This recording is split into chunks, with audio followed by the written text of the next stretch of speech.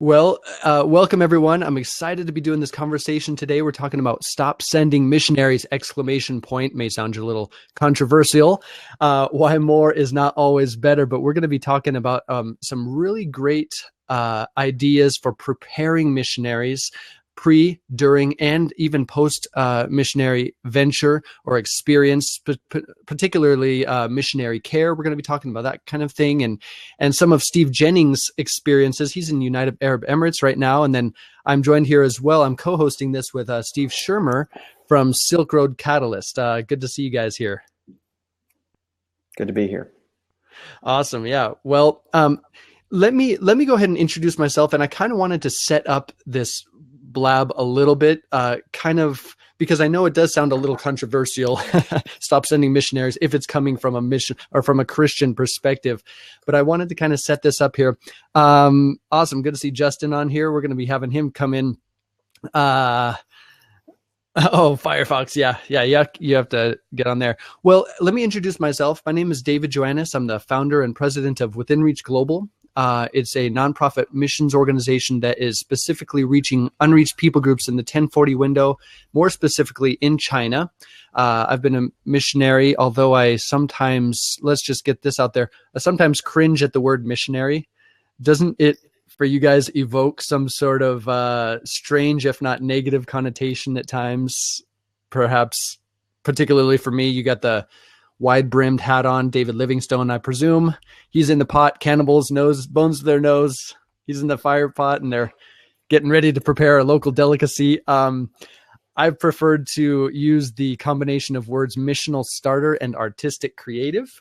It is a better term, sort of, than apostle. Yeah, well, in this day and age, that's true, but there are some negative connotations with the word missionary. Is everyone a missionary? And so on.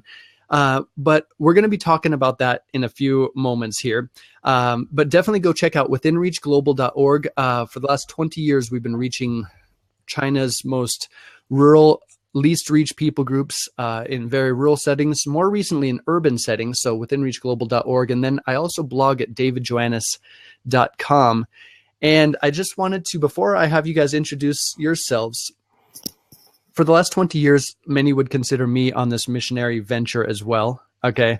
They would call me a missionary. I like the word missional starter, artistic creative. It sounds a little bit cooler. Nobody knows what it means, and I get a chance to explain myself. But we're going to be talking about stop sending missionaries, why more is not always better, inspired from a blog written by Steve Jennings, who's in United Arab Emirates at the moment. Looks like it's about 9:04 p.m. for him, I think. And but I'm co-hosting this with Steve Shermer from Silk Road Catalyst. And Steve, would love to hear your introduction and what led you to this topic. Okay, I'm assuming you're talking to Steve Jennings. Oh, here. Yeah. No, I'm sorry. I'm talking to Steve Shermer. I apologize about that. All right. Let him Shermer, go ahead. Yeah, Shermer first, and then I want to get into Jennings. All right, for those of you who don't know me, my name is Steve Shermer. I'm with Silk Road Catalyst. And similar to David, we focus on unreached peoples. I've lived in China. I've worked with the Chinese since 2000. We've expanded beyond that now into South Asia.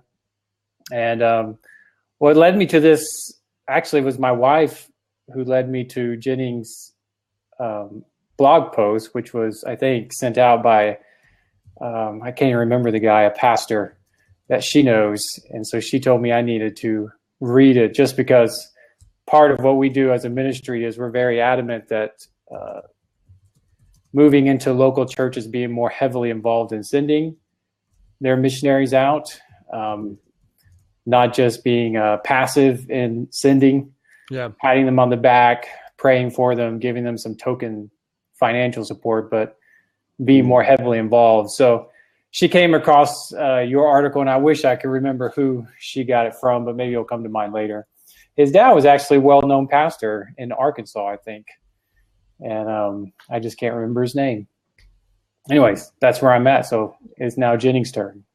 Awesome. There's the blog we're all talking about, by the way, from the man, the myth, the legend, Steve Jennings, you can go ahead and introduce yourself now, buddy. All right. Okay, well, I'm Steve Jennings. I am, as he said, in the United Arab Emirates in the Arabian Peninsula. Whenever I first had the opportunity to come over here, I didn't even know where that was, right? I just gotten emails about the tall buildings in Dubai and stuff like that. But I'm actually Red living Bull. on the, that's right. I'm Yeah. actually on the east coast of the country in a town called Fujairah. Okay. We've been in my wife and I, we have 4 kids and our 5th on the way, and we have been in the region for 7 years now. Cool. And we, since coming very early on, we ourselves being underprepared when we came, we began observing, having some concerns about how, very much like what Steve Sherman said, about how involved churches are in sending people and preparing people to go. And so just in our time of serving over here and planting churches here in the middle of the 1040 window, desiring the unreached to be reached. Let me get that clear on the front end. Our heart is to see the thank you for that. reached. The article has a very provocative title, but it's our desire that the unreached would be reached. And it's actually that concern which led me very early on, I don't know, probably over the past 5 years, as I've been meeting a lot of people. This is a crossroad. A lot of new people use this as a jumping off point. So you see a lot of people from different places and different organizations. And so the concern has been growing more and more about, how people are sent, how they're prepared and selected, how they're supported after they're here, all those things. Very cool. I hear your heart behind that. And just to kind of pause and reset here, Steve Shermer is going to be asking some questions as well, and we're going to be kind of co-hosting this. But the title is provocative, okay, perhaps a little controversial. Stop Sending Missionaries. I think your original blog did not have the exact same title. It was called Stop Sending Them, right? That's correct. Yeah, okay. Why more is not always better. Similar theory, but the reality is all of our hearts here, yes, we have a heart to reach the unreached, those who have little to no access to the gospel. Steve's likes that, Stop Sending Them. I personally like Stop Sending Missionaries because it's a little more racy and provocative, which draws me, and also trends websites, okay? So, but you have to do some explaining, perhaps some pickup work afterwards. But by the way, we're going to be taking a number of questions. Steve and I have prepared a number of them already. But if you are live on here, you have some question, welcome, Kylie. What you could do is go over in the sidebar there on the right. You could chat and just say hi, just like Kinder Foster did. It looks like Kylie. But if you go and type on the slash, you click slash, or you push /Q and then space question, it will pop up on the left-hand side. I can then bring it to the forefront, like this one that is live with us at the moment. Would love to have your engagement in this topic and conversation, because this is something that is real. We need missionaries who are qualified, prepared, and who are going to have a longevity in their missionary endeavor, rather than fizzle out after a first few months or years even, and create a negative impact perhaps on a culture cross-culturally, rather than seeing the gospel of Jesus propelled to a third culture that is very much considered unreached. So on that note, also left-hand side, you got the tweet and post. Would love if, should we all do like a countdown, 3, 2, 1, and everybody tweets out at the same time? If you are passionate about this topic, go ahead and share this. Looks like Steve already did. Shermer, that is. Brown Boy Studios, buddy of mine. Justin already did. And by the way, we're going to be hearing from a guy named Justin Bullington. He actually wrote another blog that...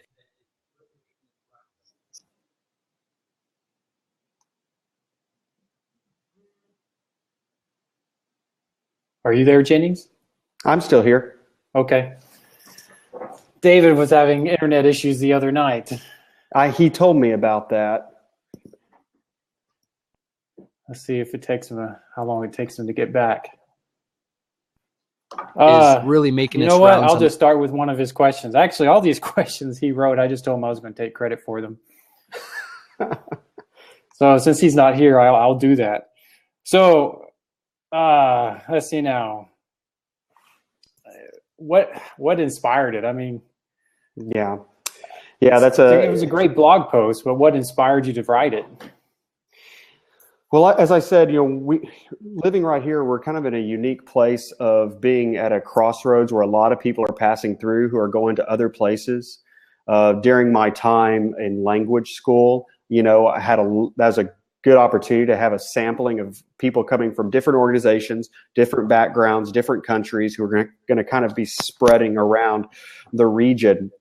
And it was during that time, as we spent time conversing and talking and strategizing with these people, and God was working in our own hearts as well, and teaching my wife and I a lot of things, and that there began to be this growing concern about people that were coming that were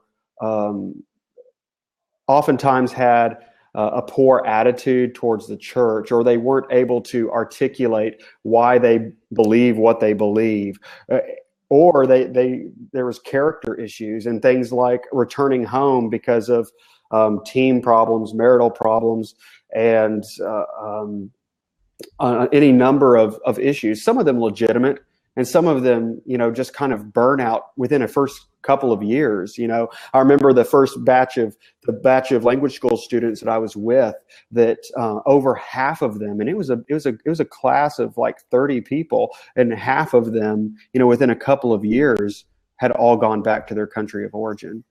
And there's been a lot of studies out there on the different reasons for attrition like that. But for me, it struck me early on that it was tragic, because oftentimes you saw these people going back home discouraged, kind of with their tail between their legs a little bit. And they went back. Sometimes, their marriages were struggling as they went and returned where they came from. And the sad thing was they go back and they face their supporters, they face their sending churches, and the money and the resources it took to just get them there initially. And now, they're going back. And as this was going on, I was seeing and hearing of different initiatives and different places where people were talking about, figuring out ways, how can we send more people? How can we send more people more quickly?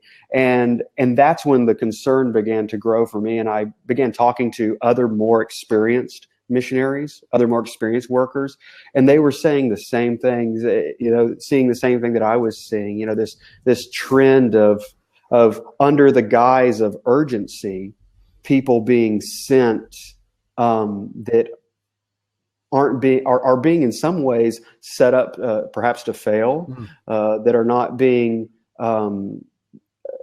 that really the only goal is go, which is great, but our calling as a church is not only to go, but it's a matter of how we go, right? In what manner we go is of disciples, right? That's right, and what we're going to do, but it's not enough to simply go, but to go in a certain way.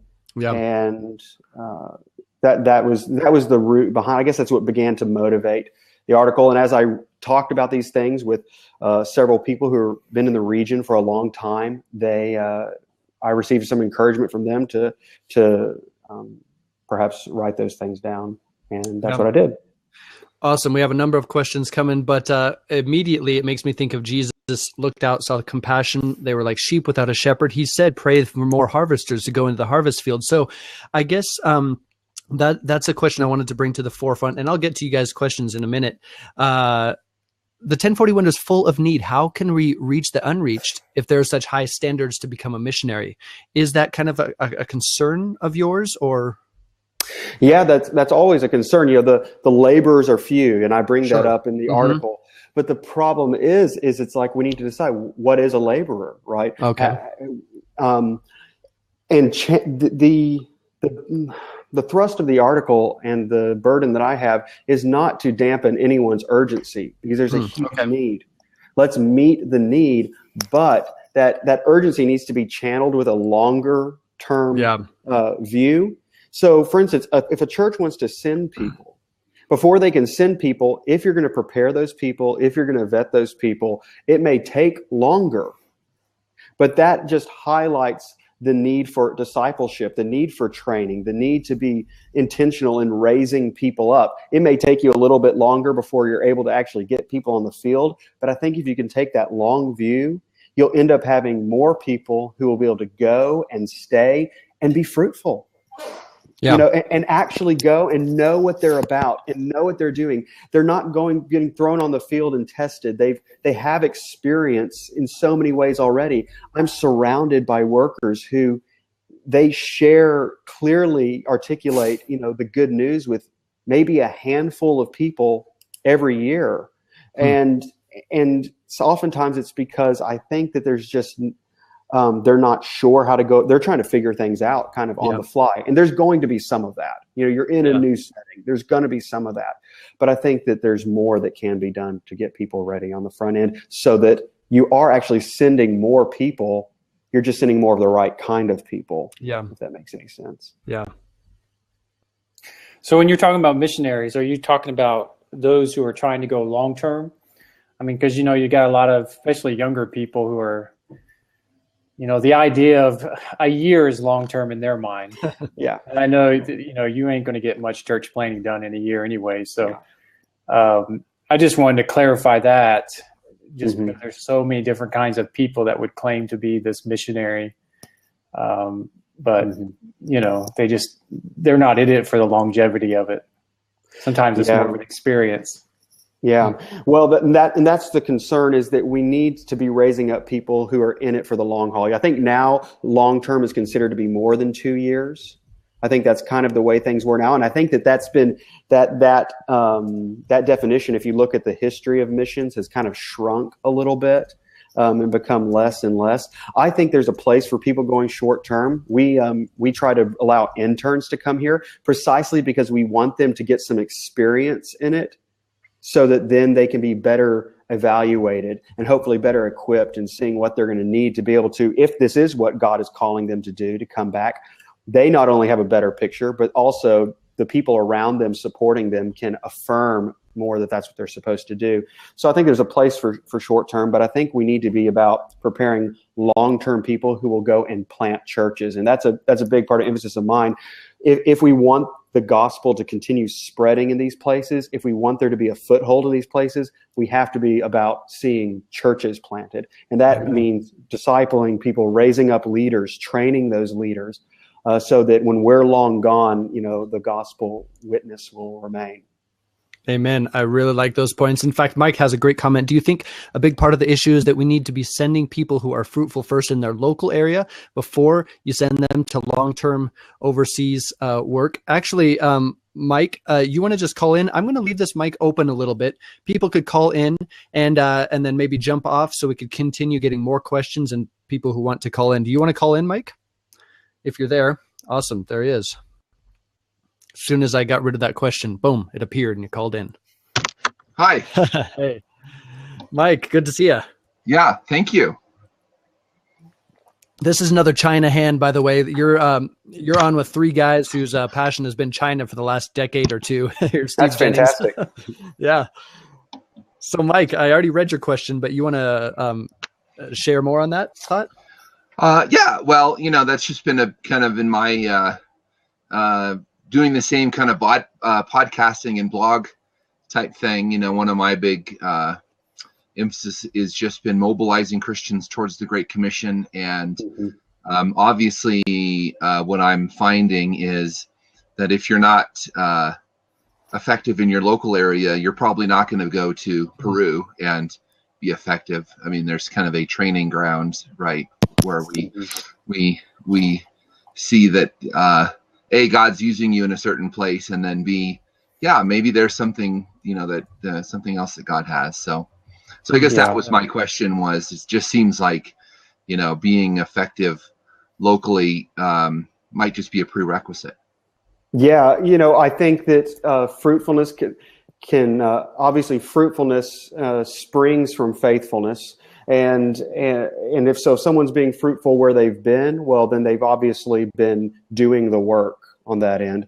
I think that's another aspect of that to back up a little bit further from the fruitfulness, is that you send people who've at least proven faithfulness. And the reason why I say proven faithfulness as opposed to proven fruitfulness is because sometimes people are going to go to a field and they're going to face, no matter how faithful they are, sometimes it's going to be very dry, and it's going to require a lot of very unglamorous, unromantic persevering for the long haul. And we need those people. Whenever I talk about people who can endure for the long haul, it's the people who aren't going to burn out and get discouraged, the people who can go and endure through those dry times. One theologian that I was listening to a seminary lecture of his one time, a guy named D.A. Carson. He was speaking to a group of seminary students. He was talking about Isaiah 6, and he said, people love to put on their missionary prayer cards and stuff, the "Here am I, send me," right? He said, but nobody ever stops and wants to read on and see what Isaiah's ministry was going to be. And Isaiah's ministry was going to go preach so that they would not hear, right? And now it was always with fun to me. It doesn't sound like fun, does it? There's always, now if you read Isaiah, there's future hope. But immediately for Isaiah, he was being called to an extremely difficult ministry.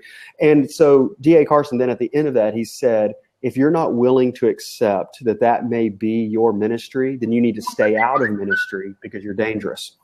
And I think that's really, really true, because if our calling is to be faithful, we plant, we water, it's God who gives the increase. And so we want to see people who've proven over and over, even through the dry times, to just faithfully disciple people, faithfully pursue people. That's what I would want to look for. I love that. Mike, thanks for popping in here. You bring up a theme here that I think a number of people are resonating with. Q there. Sorry, I don't see the name offhand. What about people who are super zealous about the objective need and negligent of humility and teachability? Huge point right now happening within Reach Global. Mike, thanks for calling in. Really appreciate that. It also brings up a recent comment here by KT Matt. So delineate some of the areas of prep: fruitfulness, character, disciple-making, faithfulness, others. This is something that's happening at my ministry right now. We have 25 missionaries. People are joining from all over. It's an honor. It's something that's great. More harvesters are coming. But you have these certain people who you have expectations for: professional photographer, this, or you hope that they would be able to be used on the mission field in their unique bent, but they have no desire to serve. And so what is greater, I think also is what Matt is asking here. Is it better to just have a bunch of skills, go to the field, you're there for passion? Or, I mean, what are your thoughts, Steve Shermer? I like what he's saying, to be honest. A lot of what he was saying, my brain, I mean, I can see it in the U.S., but my brain was also going back into China with the whole, many people have heard the Back to Jerusalem movement, just knowing of all the Chinese that have gone out from China in a very similar way, maybe different avenues, but, a lot of unpreparation, a huge number of them coming back, not ever finishing the task they went out to do. So it's definitely not just a U.S. problem or a Western problem. But because there was a lot of passion in the Back to Jerusalem movement. There still is. But I think, thankfully, in China, they're starting to see that, they need more prep work prior to to include in that passion. And then there's another guy in the city that I served in. One trend we saw in the last several years is just young people. I mean, I'm all about tent making and businesses, missions, and all those things. I mean, that's a lot of what we're doing. But they're just they're not staying long enough to get anything done. And I have friends that have been discouraged by the churches that sent them. There's probably tons of issues. We could probably do tons of blabs on them, but I'm probably just reiterating everything you said anyways, just to get my voice heard. Well, it's good to hear you. It's good to hear your voice. It's good to hear you. And, it's a sad thing that we're hearing a common theme, and I'm hearing a common theme as I'm getting feedback from people working in Africa, people working in different parts of Asia. It's a sad thing, but I think it confirms something that, and it's something, David, that you mentioned earlier, and that is the need for local churches to take much more ownership of sending people and how they send people. Yeah. I think that there's a lot of assumptions made about what a sending organization can and will do for people. Yeah. And honestly, and I've been with a couple of organizations, and whenever it's maybe once a year a pastoral visit, they're really relying on you to be honest and about your self-assessment as you send in those things, and you send in self-assessments and things like this. And oftentimes churches don't help their people in the field endure by the little involvement that they have is all about results. Oh, what are you seeing? How many people are you meeting? How many churches being planted? How many? And that can put a lot of pressure on people. I think that it can cause them to become discouraged in just faithful, patient perseverance in ministry. Yeah. Norbert, it's good to see you here. Hi. Sorry I was late. It's a busy time of the day right now, so we just got done eating here at the house. What time is it there? You're in Sweden, right? Yeah, it's 6:30 now in the evening. 6:30. Okay, so great. Good to see you on here. You have a thought or similar question?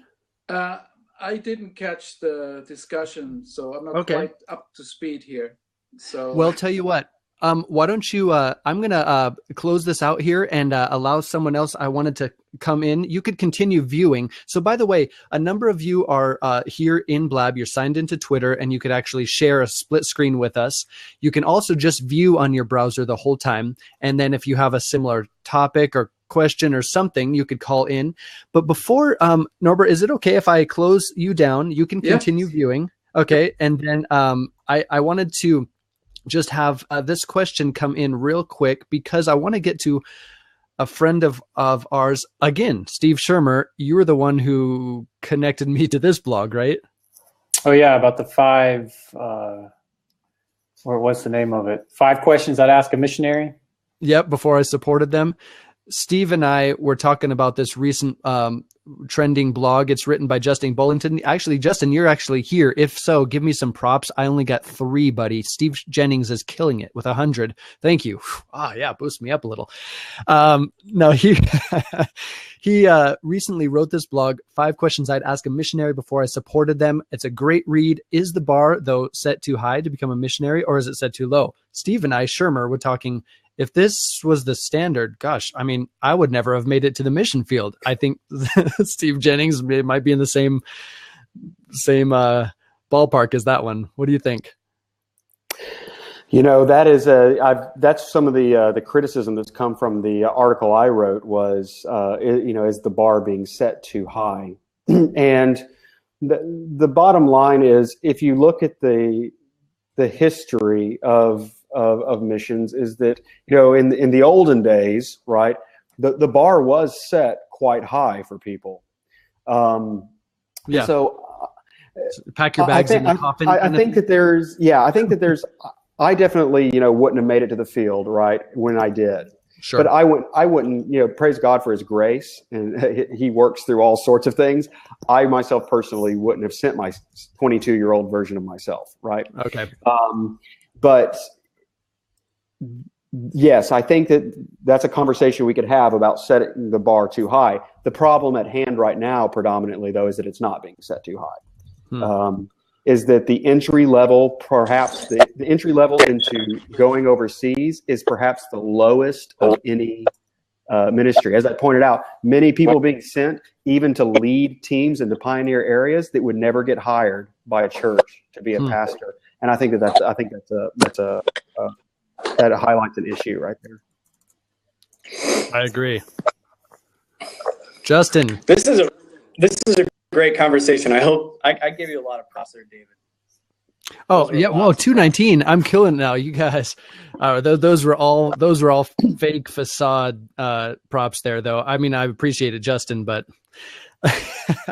so if you touch anywhere on anybody's screen, you could give them props. Basically means you agree with what they're saying, or you somehow like their haircut, or whatever it means for you. But Justin is here with us. He recently wrote this blog. Again, Steve Shermer passed it on to me. And what are your thoughts on this whole conversation, Justin? This is great. Steve's, good to see you this morning. Steve Jennings. Boy, this is wonderful to hear. I am so encouraged to hear this. And the reason why is 40% of the world is what we would call animistic, have an animistic worldview. That's a huge amount.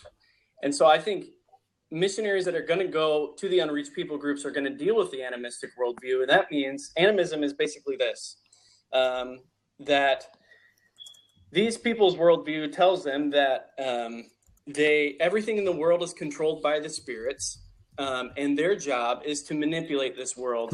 And the spirits have given them some sort of way to do that.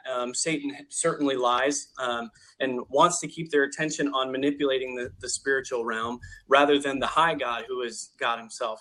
Now, us in the U.S., we are modern people who do not typically think about the spiritual realm very often, especially now as we get into more and more technology, like you guys have been talking about, our generation, my generation specifically. We keep our eyes on our phones more often than we keep our eyes on nature. Sorry, what was that, buddy? I missed what you're saying there. See, that's what I'm Dave. There's so many Steves on this line. I'm just going to call you Steve.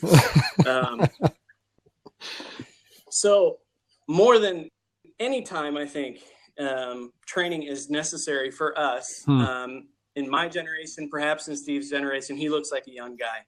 To get trained on. I hope you're talking about me. What an animistic culture thinks. What question? Yeah. You wish, Steve. Yeah. I don't know. It's the gray. Yeah. Okay. Yeah. We want to get trained on what what questions they're asking. They're asking a totally different set of questions than us modern people are asking. We would ask questions like, what is the purpose of life? Where did we come from? Where do I go after we die? The animistic culture, 40% of the world, they're not really asking that question. They're asking, because those questions are answered. Like, for instance, where do I go after I die? People in Kuman, where I work. Which is where, by the way? That question Kuman, where? Kuman is in Papua New Guinea. They're in the mountains of Papua. I'm sorry, I didn't even give an introduction to myself. That's okay. I'm just nobody talking. You're the man, the myth, the legend. Legendary hero of rumors right here. That's right. I'm just an ordinary guy. Well, aren't we all? Let's see. But you said the people of Kuman in the afterlife. The people in Kuman, they are obsessed with their ancestral spirits. They know when they die, they're going to become an ancestor spirit, and they're going to be roaming their village. And they're going to be making sure that the Kuman people, their family members and so on and so forth, are doing things the Kuman way. Yeah. So they're not asking, where do I go after I die? Another question, what is the purpose of life? Well, that's easy. They have that question answered in their mind. The purpose of life is keeping harmony within the Kuman. But the problem is when we don't get training, when we transfer our modern thinking and bring it over to, say, China or Papua New Guinea or wherever we're at, United Arab Emirates, into these unreached people groups, we're going to be answering a totally different set of questions that they're not even caring about. And what then happens, a really great book out there, Folk Religion by Paul Hebert. Read that if you're thinking about getting into missions. His point is, what happens then as a missionary goes over and he's talking about this high God, Jesus, God, the God of Christianity, and all the people are concerned about these low gods, these spiritual gods. What happens is split level Christianity, where on Sundays they might say with their mouths that they're worshiping the Christian God and they use all the right vocabulary, so on and so forth. But every other day of the week, they're doing sorcery. They're speaking power words into their food so they grow better. That's not biblical Christianity, but they're doing that because the missionaries haven't done their homework. Right. And so that's why I think now more than ever, our generation needs to get training. And great thoughts. You know, what I really like about this particular blab, we have got people who represent the missionary community in three big blocks in the 1040 window. You got Steve Shermer in China, myself as well, the unaffiliated block of 1.4 billion people, we'll call the Chinese, not Buddhist anymore, the Islamic world with Steve Jennings in United Arab Emirates, and the animistic world with Justin Bullington there in Papua New Guinea, not at the moment, but heavily focused there. So I really like this. Very cool. Thank you, Paul Hebert. Yes, it's a good mix. But the point of, I think, Steve's post and the point in my post is we love missionaries. We love tons of missionaries going out, but we want quality missionaries because more often than not, more problems are caused than solutions solved when we're not trained and we're not ready to go. For instance, years ago, I wrote this in my blog. Several different churches were started by missionaries out there, and within these churches, I call them churches, but they're cults now. These missionaries came over with very well-meaning, and they decided they were going to plant churches and get the Kuman saved. They didn't do any study in the language, any study in the culture. They did nothing. All they did was they took the basic trade language, which is kind of like a national language, and taught the Gospels of Jesus Christ and got to the cross, and we're done. Well, our people have no concept of sin, have no concept of God, because they're thinking of the second level, the spiritual level. They're not thinking of the high level God. They don't know about hell, any of those things. And so what they did was they just came up with a solution. Well, okay, let's put the dots together. These white people who were really rich and could make a trip over to Papua New Guinea, they must have been the ones that killed Jesus. They must have killed him on the cross. And so we need to figure out who we can kill. Who's the next savior that God's going to send that we can kill to get all their possessions, and so that we're not starving out here. Those are the types of things that you don't learn unless you do your homework. And if you don't go to training, if you don't, like New Tribes Mission has wonderful cross-cultural training over there. If I hadn't have gone to that, I wouldn't have been looking for that. It wouldn't have been on my radar because I would have made so many American or British or Western assumptions, if you will, and brought it into an animistic culture, which is dangerous. Yeah. Hey, let's go to. Yeah. Oh no, go ahead, Steve. Oh, I was just going to back up what you were saying there, Justin, and just to point out that, you know, in Hebrews chapter 5, it talks about how that, you know, he's rebuking them, saying that by now many of you should be teachers, right? And talking about how their powers of discernment need to be built up, essentially, so that they'll be able to discern between what is good and evil and right and true. And I feel that, you know, discernment is something that missionaries need, because they're going to be answering questions, different sets of questions, different kinds of questions that they've never encountered before, as you mentioned.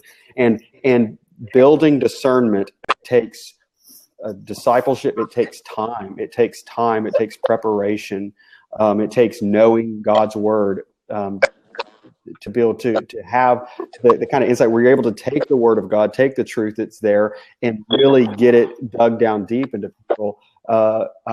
And so much I fear that's being done is very superficial. It's very surface, and that's simply just because people they can't even articulate many times their own Christian worldview. And so how are they going to be able to go and address, you know, others? So thanks for those words, Justin. Amen. One of the big things that I had to deal with, and I had to come to grips with in Kuman, was we dealt with depression out there. I don't know if you did, Steve. If from time to time you get discouraged and you get down in the dumps, we do. We live right out in the village with very little contact with other missionaries. We have really very few friends that we could talk to about our problems. If we didn't have a right theology, if we hadn't had any experience in suffering previously, if we hadn't been trained on what suffering looks like and what God takes you through, we would have been gone. Yeah. We would have been done. We would have quit. And so I'm sure you made the point. I'm sorry, I didn't read your blog, but I'm sure you made the same point, because you're saying, because it's almost like we're speaking the same language here, that if you don't have that biblical foundation, if you're not going to a seminary, or if you're not getting a biblical education at all, you're not going to last in the tribes. Right. You're not going to last in the people groups, because you're going to feel constantly uncomfortable. I'm speaking a different language and functioning in a different culture. Yeah, I agree. So let's see. Is it pronounced Arisa? Although I can't hear you. I don't know if any of us can yet. No, not yet.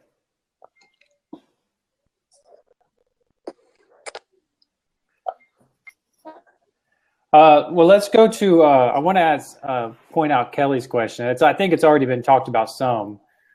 It says, "Can anyone who believes," and I guess she's referring to Christians and is Christian, can they be trained to be a missionary? So, Steve, based on what you've written, that and I want to add another question to that. So, in that, because I have my views, I think the answer is yes, just in a simple way, but. In addition to answering that question, what are practical steps that someone could go through to be trained or to receive some kind of training before they head out? Well, I think that the first step here, I would say yes. It may not, obviously not every Christian will be a missionary in the sense that we're talking about it here today. But they can be, they have the potential to be. Where it starts with, though, is in the local church, having a culture of discipleship, and having hopefully churches are casting vision for their people of not only their own place in their own church in their own town, but for the nations as well. And as that happens, and you're discipling people, giving them a vision of what the church is called to do, to take the gospel to the nations, people are stepping forward saying, maybe I want to do this. But as they do that, you don't just say, okay, great, here's, and start fast tracking them necessarily. You come alongside them. You start finding out, what you get involved in their lives.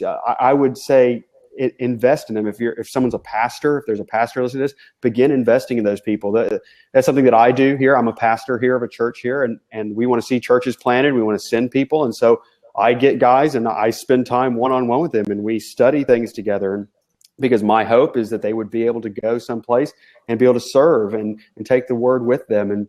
And so that's when the work begins of discipling them, which means developing, godly character in them by accountability, helping them grow in their ability to articulate the faith, theological footing, getting a theological footing underneath them, and building a ministry vision from that theology, not just going to the field because this is what we should do, but having an understanding of why we're doing it and what actually we're doing or go there. It's real easy to say, we want to take Jesus to the nations. Okay, well, what does that mean? What does it mean to take Jesus to the nations? And those are things that if you want to be confident as you send people, it really comes down to getting people serving in the ways they can. Okay, here, be faithful setting up chairs. You want to go to the field? Okay, serve on setup, serving kids ministry, and use that as an opportunity and watch those people. So there's a responsibility with people that want to go to avail themselves to training, but a big responsibility lies on pastors and church leaders to do their part, to Ephesians chapter 4, to equip the saints for the work of the ministry. Amen. Marissa, you have a similar thought on that? Can you hear me now? Yes, Yep. we can. Sweet. Well, I can't even begin to thank you guys for what you're doing and serving the Lord and using your life to really serve the Lord. But I just, I used to have Mormon missionaries come to my house every 6 months, and we would always welcome them in, and they try to convert us, we try to convert them, and it was always this really, nice dialogue. But one of the things I really appreciated about these Mormon missionaries is, first of all, they're kids. They're like 18, 19 years old. And they went through extensive training on how to handle all these different situations, but they had to raise their own money to go on mission trips. And I thought about that. And as I was listening to one of the Steves talk about, all the money that goes into sending a missionary only to have them flake out, do you think that might be an interesting or something to think about, like a prerequisite for a missionary to raise their own funds, maybe for the first 6 months or a year until, I can't tell you how disheartening it is as a supporter back at home to put thousands of dollars, especially if you're not wealthy, and fundraisers and just hundreds of hours into raising money for these guys, and then to find out they couldn't hack it or something like that. It's disheartening for everybody involved. And what are your thoughts about having missionaries raise their own money? Especially because if these 18, 19-year-old kids could do it for the Mormons, couldn't we as Christians maybe take a look at that? What are your thoughts? Well, I would say, first of all, most missionaries, probably 99% of them, do raise their own funds. The thing is, I know that's true of myself. Probably Steve, one of the Steves. I like how you quoted that.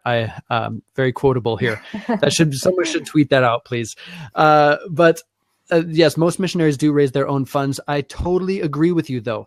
We're looking for people who have longevity. If you're going to invest your money into a financial place, then you obviously want to follow its growing and losses. In the same way, spiritually, if you're going to invest into someone or some particular ministry, you have got to do your homework about who they are, what their goals are, what kind of agencies are they connected to, are their home churches behind them, spiritually, financially, emotionally, in missionary care when they get burnt out, because these are all real things. And look, I mean, I've experienced this. I'm almost experiencing part of a transition right now. And you have this sense of, who am I and where am I going and what am I doing? I obviously am getting coaching, and I don't know a life besides long-term missions, but I totally agree with you. They already do raise their own money. But those who are giving should be questioning them very seriously and candidly. What are your goals? What are your connections? What are your relationships? And just to pause and kind of reset this, stop sending missionaries, why more is not always better.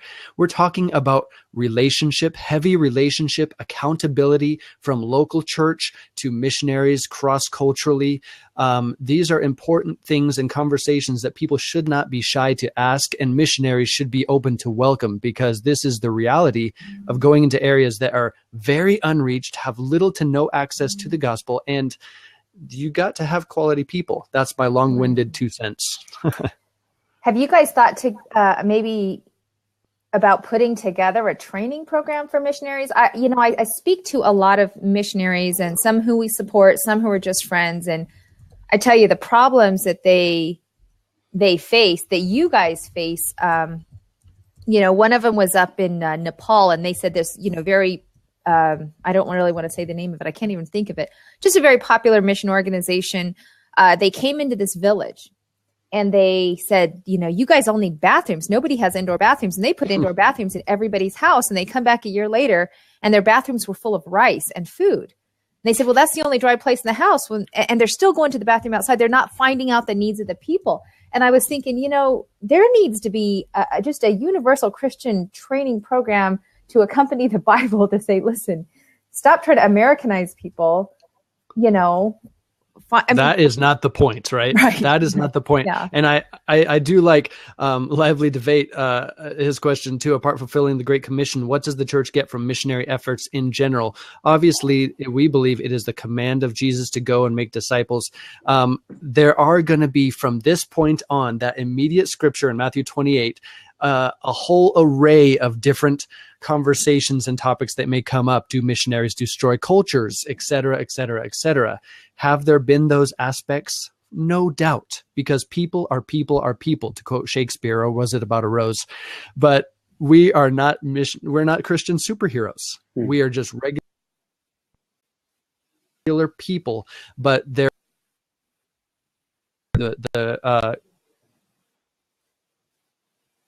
I'm sure what he was going to say was pretty good. Yeah.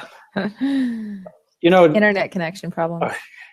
Yeah, he just moved, so he's got some of those issues right now. Back to what you were saying, mentioning about training.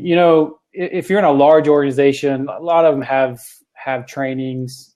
My wife used to be in a very large organization, and they probably have one of the best trainings out there for a mission agency. But even if you're in a small group, a small organization, or if you're sent out, I know people sent out directly by churches actually do very well on the mission field. There's decent missionary training in North Carolina. It's an independent training. They just train missionaries from any organization. It's not really specific to anything. It's very basic. It's not. They're not going to get into strategies of ministry and things like that, but they're just going to help you figure out how to live cross-culturally, how to deal with things like that. There's a ministry up in Virginia. Gosh, the name's slipping my mind. He's a friend of mine. I feel bad that I can't remember the name of his organization. But they do internships for a year that takes young people through 9 months of decent education in terms of learning about missions, but also through some practical things, even down to how do you cook for $1 or something like that with basic ingredients that you can find anywhere in the world. There's another ministry, I think it's called MIT, out of Colorado. And so there are definitely some training things out there. There's member care services out there to care for people if you're not with a large organization. And the resources are there. I mean, by and large, I'm not with I don't lead a large group or large organization, but the resources are there for anyone to take advantage of. The question is, I think, are we sending them out too early? I think as Steve Jennings was pointing out in his post, and are we doing enough to ensure their longevity? That is one of the biggest issues I've seen is longevity. Right. When I was a kid, even growing up in this little independent Baptist church, I mean, every missionary that came through with their little slideshow that they show up on the screen, I mean, they were there for life. They weren't there for just a year or two. Right. And now there are so many people. I mean, when I lived in China, there were so many people coming in and out. I don't know. I don't want to be too critical and say they gave up and too early, but I'm convinced some of them probably did because it's going to be difficult. I mean, even if you're in a place like China, which really isn't that dangerous other than breathing, for those of you who have been there, there's difficulties everywhere you go. I mean, for us to go shopping, it was 5 supermarkets we had to go to. I mean, it was little things that just gets in your way. Yeah. Hashtag missionary issues. Yeah. Yes. Yeah. Well, it's hard to get people to commit locally. My husband and I have been the youth leader for, almost 10 years now at our church. And we, so many people get excited and they want to be a part of the youth group, and just some flake out after 1 or 2 times, and some, a couple. So I can't even imagine, the efforts that you guys put into developing people before sending them overseas, because it's a lot of effort just, to show up for American teenagers and to put up with them. So, anyway. That's something that actually is, I think one of the issues with why we're seeing the problems that we are seeing is, David, I mentioned to you the other day the story from the Office, the TV show The Office. Oh, yeah. For those that are familiar with it, right? Where Michael Scott, the hilarious boss, for those who aren't familiar with it, he's kind of ridiculous. He comes in one day, he's a single guy, and he tells his secretary, I want to adopt one of those babies from Africa, get somebody. And she goes, she knows he wouldn't make a good father, right? She says, Michael, it's a long process. It can take like 3 years to get a baby. He goes, 3 years? I don't know if I'm going to want a baby in 3 years. And I've literally had people tell me that I feel like that if I don't go on the field now, that that the fire is going to go out. And I'm like, that's exactly the problem, right? Because you're going to go there and you're going to run into the little grocery store issues they were just talking about, and all those million of little tiny things. And on top of trying to take the gospel to people who think completely different than you do, and it's gonna come and it's just gonna be too much. The other thing that I wanted to mention about training is that one thing that's a passion of mine is to see more and more local ministries that will help local churches train their own people, because of the fact that if you go someplace for a boot camp for a few weeks or something like that, even if you fill out a Myers-Briggs and you do all that kind of stuff, those people don't know you. They don't know you. They haven't lived life with you. And the best people to send you and affirm you and train you are the people that know you, the people that annoy you and you annoy them. That's the best training environment. And so and to weed you out if they know you. Yes, exactly. So it's really my hope that you'll see churches, again, taking more ownership from the ground up, and that parachurch organizations will see that and catch that vision and start doing more and more and more, rather than taking the task from the local church. They'll actually equip the local church and come alongside the local church in preparing and sending people. All right. Well, I'm going to jump off so you can answer some more questions. Thank you so much, guys. Thanks, Arissa. God bless you. Hey, Kinder, would you like to come in? Oh, okay. Carlton's coming in right here. Oh, I didn't mean to take somebody's spot there, David. Nope. You got somebody else, I'll be happy to jump out. That's great. I always love your Big Dell propaganda right there in the foreground. Maybe you could get Dell to sponsor some missionary work. I don't know. We show them a snapshot of this. Yeah, exactly. I put a question on that left, but I'll say it. It might be clearer. Sure. And it's not meant to be. I should say it's not meant to be a criticism per se, but it does seem to me to be a question, and that is missionary work in third world areas popular because it is less likely to meet up with intellectual resistance to theism, and so it becomes more of a cultural or emotional sell, if you will. I mean, granted, yes, I think I understand that you could also go to third world countries because there maybe is a greater need there in terms of doing, whether it be building houses, bringing plumbing, doing education, doing what have you. But it seems like that idea that I put out there is not entirely off track. And I'm curious to know what your thoughts are. I first want to preface that answer, whoever wants to answer, by Carlton. Carlton, self-proclaimed atheist. I really appreciate your heart and your candidness in these questions, because I think you're actually bringing up topics that we all think about as Christians, as missionaries, but you're bringing them to the forefront. And it kind of surprises us, like, oh, I hope nobody says that. But the reality is, there is aspects of that. And I would like to talk to you. Maybe we'll do a blab together, but Steve, would you have a thought about that? I mean, in terms of popular in the third world countries, there's probably some of that. I guess from my point of view and just looking at statistics, that's not always entirely true. Considering that 9 out of 10 missionaries, at least from the West, goes to places where churches already exist, which partly is in some of that could be third world countries, maybe in some countries in Africa. But, when you're talking about getting in people into the Middle East or Asia, that is, I hate to sound like a business person in this, but it's a hard sell. Even getting in places like China, where it's not, I wouldn't consider China a difficult place to live per se. I mean, we had everything from Starbucks to, sit down restaurants from the West. I mean, it wasn't hard. Granted, yes, China's not a third world country anymore. It was a developing country. So thanks for putting me on my place, David. No, I was just adding to what you're saying.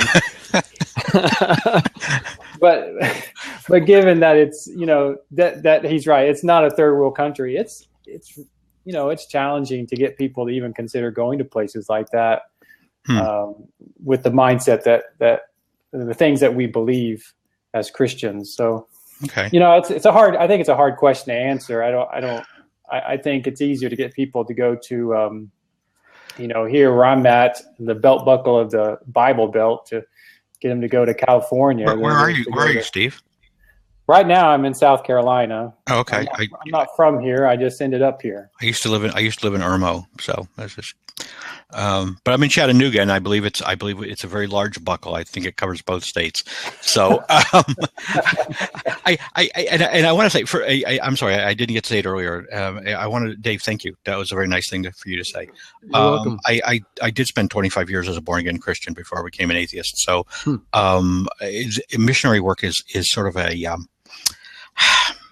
it's odd to me because I think and I think by that I just mean that I think even when I was a Christian, there were just some things about the notion of missionary work that just didn't seem to sit well with me. But I never really could come to a firm decision because I think I mean I'll put my Christian hat on for a moment. I think that clearly there is missionary work that brings beneficial things to third world countries, and not necessarily third world, but I'm just kind of picking on them. And so I think there is something good that comes out of that. But of course, as an atheist, it's sort of it feels a little bit like somebody dragging their nails on a blackboard. So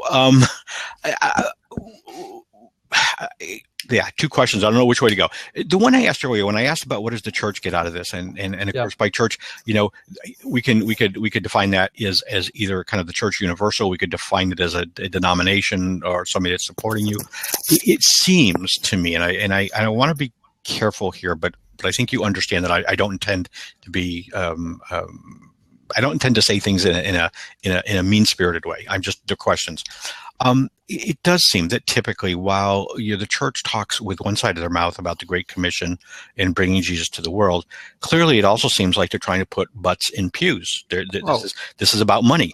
You're using the same statement that I use as well. Okay, right. And so it does seem to me, as an outsider looking in, it does seem to me that there is the potential, at least, for a very serious conflict of interest here. Is this an altruistic effort, or is this really, manipulation of people ultimately to get them in the seat? And is the support that the missionaries receive as altruistic maybe as the time that the missionaries themselves are giving, right? So while you might be going out there because you feel a need to go out there and bring Jesus to people who have not heard about Jesus, I'm not entirely sure necessarily that the people that support from back home have that same mentality. That's part of it. That's question one. Part B is, what about the U.S.? And this is something even as a Christian I always ask. Clearly, there are many places in the U.S. where we need people to go and build houses. I mean, we can go into the Ozarks, and we could fill that with missionaries all day long. There's a huge need here, not to be nationalistic, but why send the money overseas? Why send the people overseas when there are people right here that we haven't done this job for? Even if I would speak as a Christian, there clearly are people in the U.S. that haven't had the gospel brought to them. So why chase over to China, for example? I really like your questions. Again, I would resonate and reiterate that I always appreciate your questions because they're candid, and I don't feel any sense of hurt. My heart isn't crushed right now by your questions. Oh, I think for me anyway, you could answer even both of those with just the command of Jesus, Matthew 28:18, go therefore. And then we pause, stop, and go. The reality is, Jesus said, and make disciples of all nations meaning every ethno-linguistic people group, if you look back into the original term and meaning of it. So, yes, there are massive needs back home. In fact, Steve Sherman and I are getting ready to do a blab about this. Foreign missionaries versus indigenous missionaries or local missionaries. What's the difference? Who's better? Or what is the need? I don't think many missionaries at all are becoming rich on their get-rich-quick scheme going to China. I know I myself... I didn't mean to imply that, sorry. No, I don't say that with your implication, but there are organizations that take 10, 15% for sending. It mostly goes to overhead. As far as what are they getting out of it, I think it's more of the Christian response to go and make disciples. The hang-up, though, like you said, is that we're not preparing missionaries for what cross-cultural life is like. And I do like what I think it was KT Matt or Q. I'm sorry. Someone was saying up here is that actually we're going to these areas. We talk about the 1040 window in the Christian world. It's where the block of the least reached peoples, that is the least access to the Christian gospel is, poorest of the poor. And at the same time, it is where the richest of the rich live. I mean, Steve Jennings, you're sitting there in United Arab Emirates, and it's got some cash flow.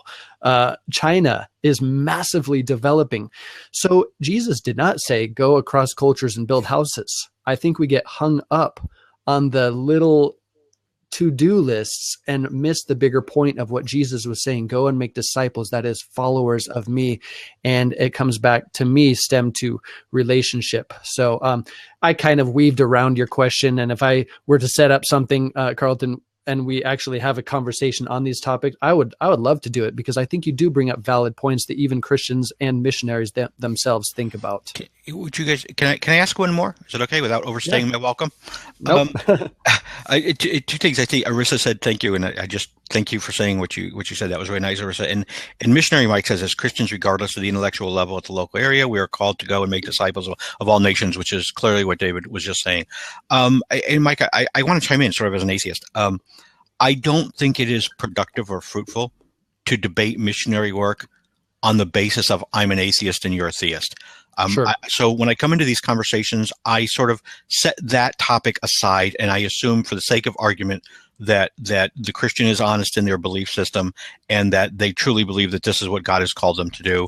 And so I see missionary work as sort of a natural outflow of that belief. So that's not what I'm challenging, and Sure. I think that is a very different discussion. I am curious, though, Steve. You're in Saudi Arabia at the moment, or somewhere nearby? In the region, yeah, in the UAE. Okay.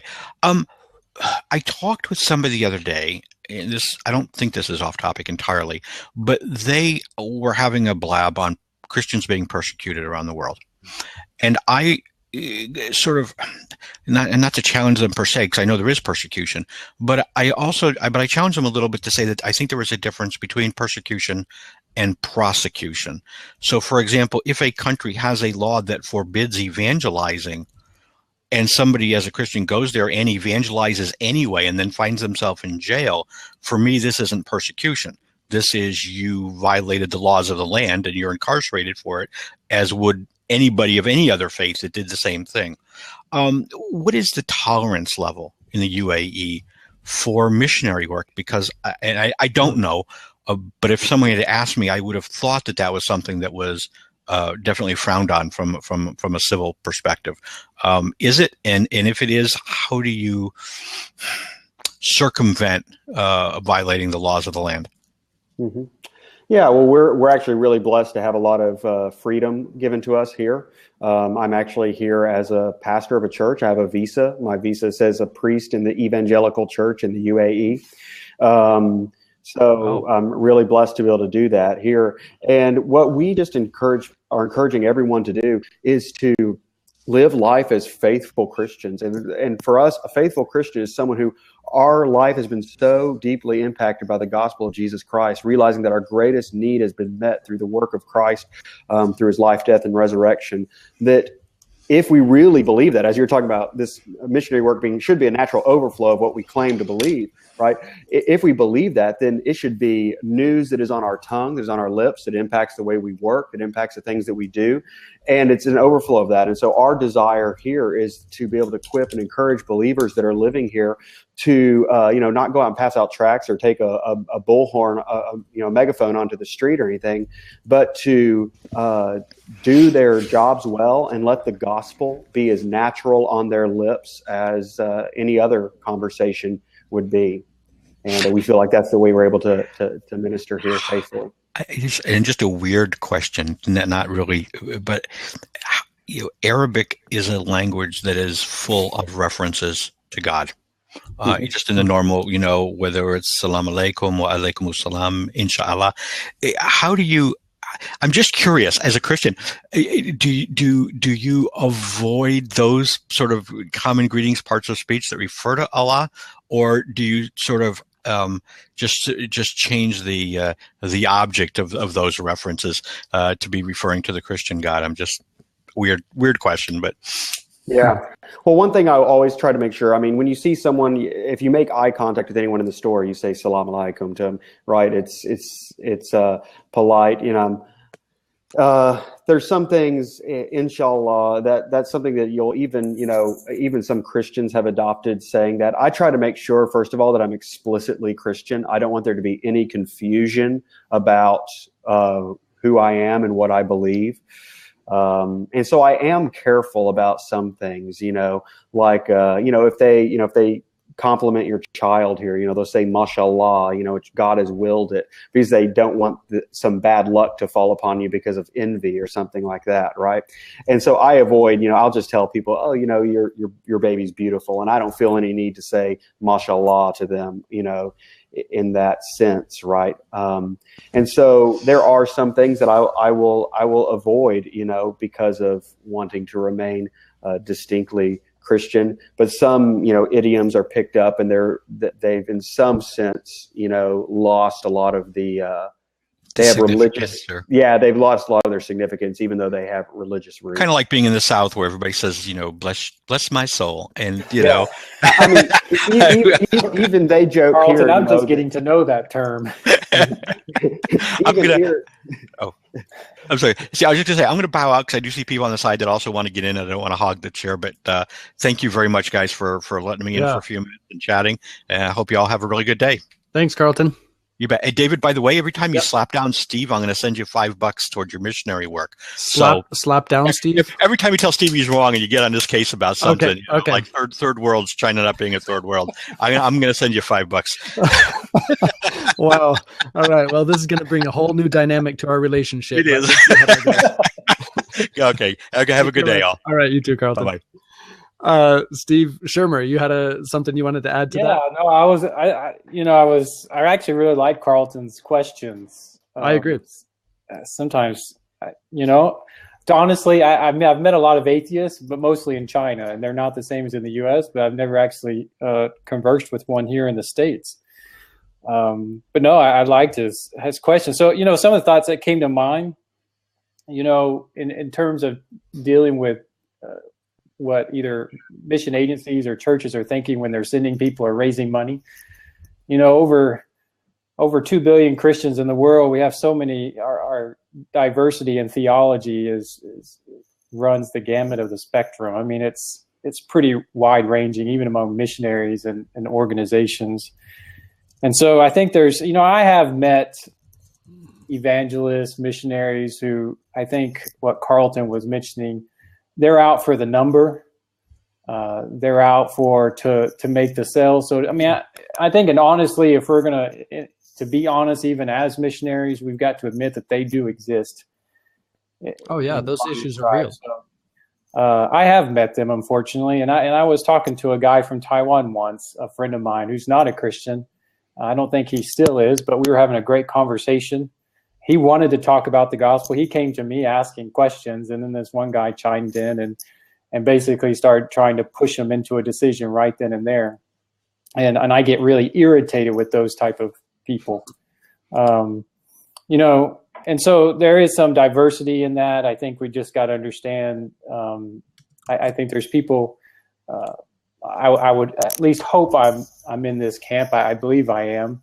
That when we send out people, we tell them don't ever force a decision. And in fact, I never even ask for one. I have friends who do, and I don't. I share the gospel, and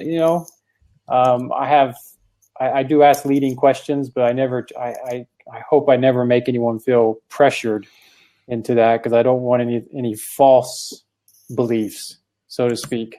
I mean, even my Chinese pastors will tell me 9 out of 10 students in China who say they become Christians really never became a Christian. They're just trying to play the face card with the foreigners, which is a reality. In terms of the here versus there question, I think, I look at it in terms of access. There are a lot of people in the States who we would say who are not Christians, who need to hear the gospel, but they have access to it.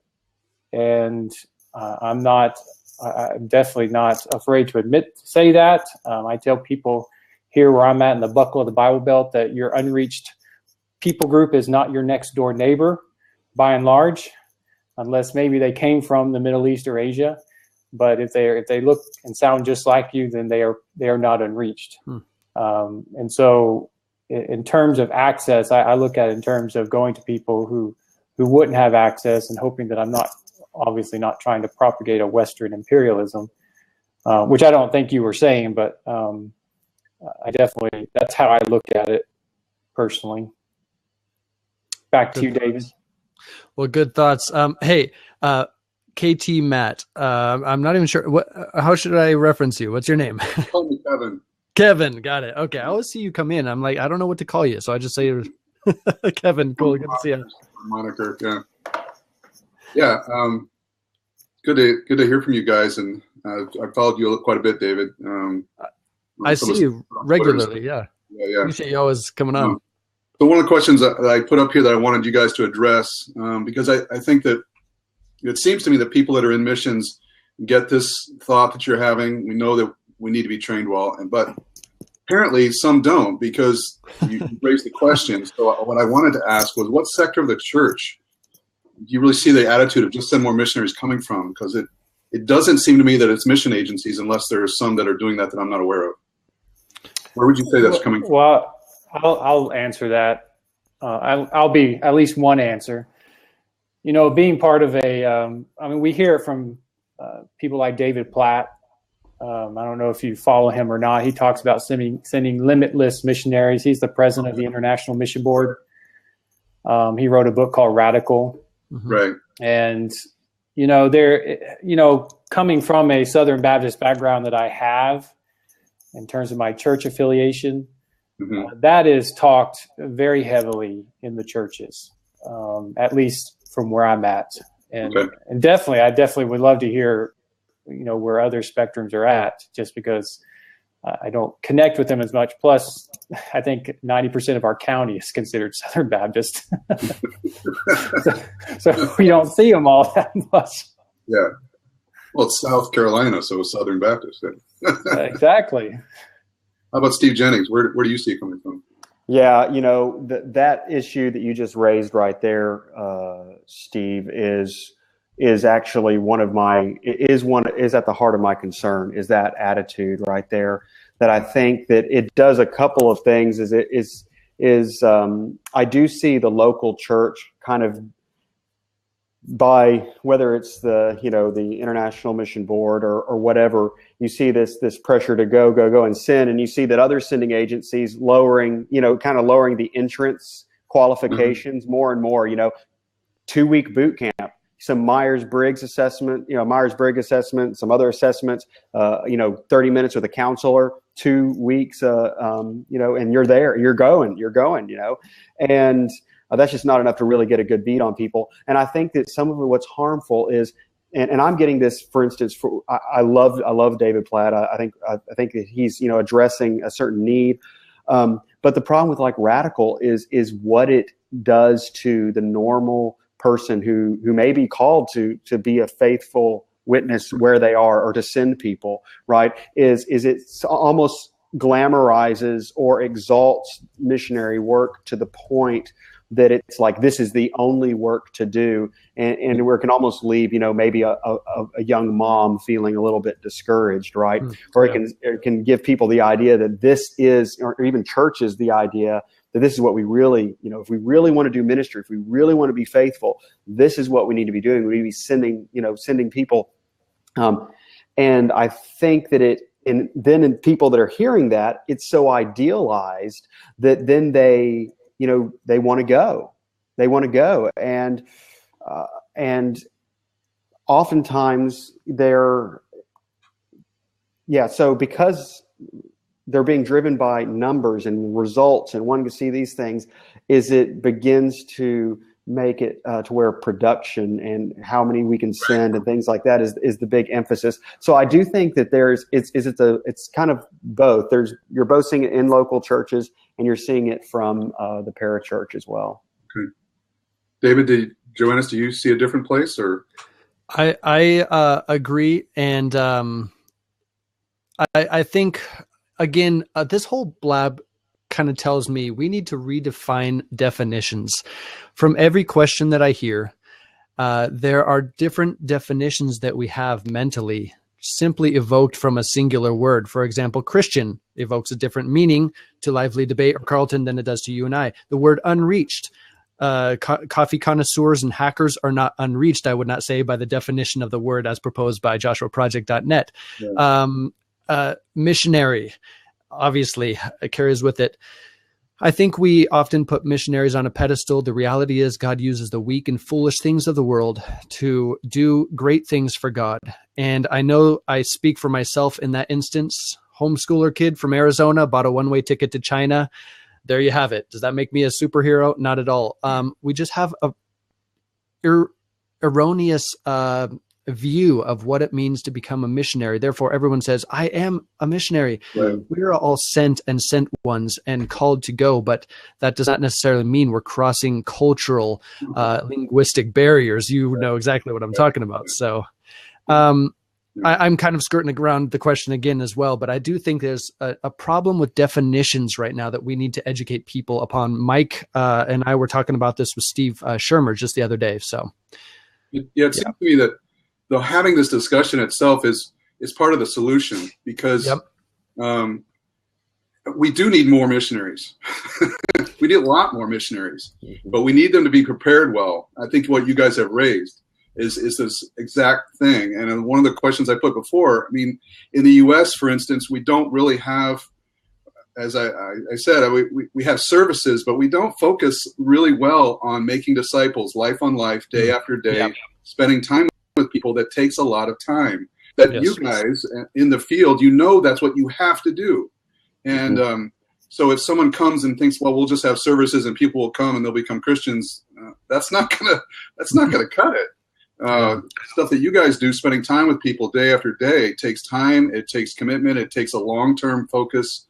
So it seems that I wonder if in some ways kind of trying to continue to, like the Army or the Marines, we need good men, but we need lots of them, but it's going to be hard. It's not going to be fun necessarily. It's fun. I'm sure you guys have a lot of fun, but I know I've had fun when I'm on the field somewhere cross culturally, but it is a challenge to go. So it's kind of like we need both, and we need to send better missionaries, lots of them, but they need to be better. They need to be better trained. They need to be, is like one of my basic questions. If somebody doesn't really want to go, and if they're not wired to enjoy other cultures, they're not wired to be willing to eat other food and meet people in a different context and stay there, for instance, and let's say eat rice for 6 months in a row. If they are not willing to do that, then God maybe didn't really gift them and make them to do that. So testing some of that is really important, it seems to me. That would be one of the reasons for short-term missions as a real value, is to test out some of those things. So those are some thoughts. Oh, sorry. I was just going to say, I agree. Not everyone is called to cross cultures, cross geographical boundaries and become a missionary. Thank God I don't want to have to deal with everyone in China. I'll just give them to Steve. He could deal with people who want just the experience and not the long-term longevity. Does that count as a correction, lively debate, Carlton? Maybe not. No, $5 for me. But there's $5. Thank you very much, Missions Mike. Well, there, withinreachglobal.org. But I just kind of wanted to reset real quick here. We're talking on Stop Sending Missionaries, Why More is Not Always Better. Original thought and topic came from Steve Shermer, Silk Road Catalyst, who showed me a blog written by Steve Jennings, who's in the United Arab Emirates at the moment. This has stemmed into multiple different facets that we can continue talking on. And it's quite inspiring. I like the idea, Kevin, that you're talking about definitions, et cetera. If you guys are enjoying this conversation, go ahead and tweet it out, post it, whatever you like. This will turn into a blog as well on my personal website, which is davidjoannis.com, where you'll find all different kinds of blogs, many of them also curated from other authors. But I really love this conversation. I really love having you guys on here. I did want to get back to Steve Jennings and ask you this, Steve, before we go off on a different tangent. What are some of your needs at present, and how can people contact you? Yeah, and thanks, Kevin, for calling in. Yeah, thanks, Kevin. Well, one of our needs always, our passion is to see people coming out here. People who want to see what it's like, people who maybe want to intern, who are interested in getting a taste of what it's like so they can go back and prepare themselves more and more. I'm a strong believer in ministry apprenticeships on the front end of things, getting some experience before going over. the laborers, there are more. So I just wanted to take the opportunity to encourage people to begin preparing. Go to your pastor, go to go to people in your church, godly men and women in your church, to seek out discipleship. If you're interested in going someplace, you can contact me best by on Twitter. You can see my Twitter handle right up there. You can follow me, direct message me. You can also look at our church website, which is emmanuelfujira.com. I'll type that out here real quick. And you'll be able to find my my email address there if you want to be in contact with us that way. And you can find out other ways you can partner with us. Somebody brought up the topic of support, right? And all of us are, that's part of what we do. is that. Right. But another thing too is just, be praying for us. One of the amazing things about ministering where we are is that so many of the people that are here, like locals only make up 13% of the population. And most of the people who are here are going to go back someplace one day. And we have such an amazing opportunity right now, discipling people from so many places, hard to reach places, that we hope will one day go back and take, the gospel with them and be equipped and be able to go back and minister in those places. So pray for us that we'd be faithful and God would continue to give us these open doors.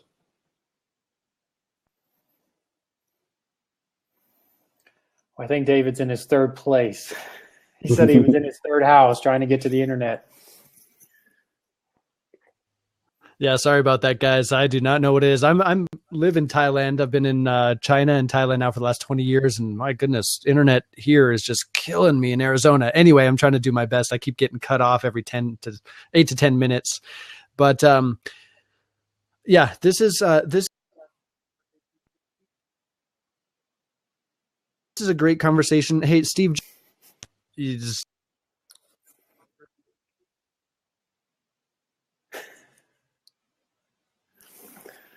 well, I think we're losing him again. I think we are. Yeah, I'll give him some props for trying.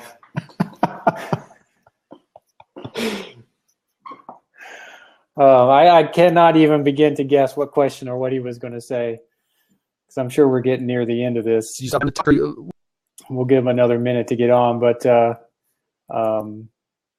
yeah, Steve, this is probably the best blab I've done with David so far. We've had more people involved in this one, all because you put your 2 cents out there. I know it can be dangerous. It can be dangerous, actually.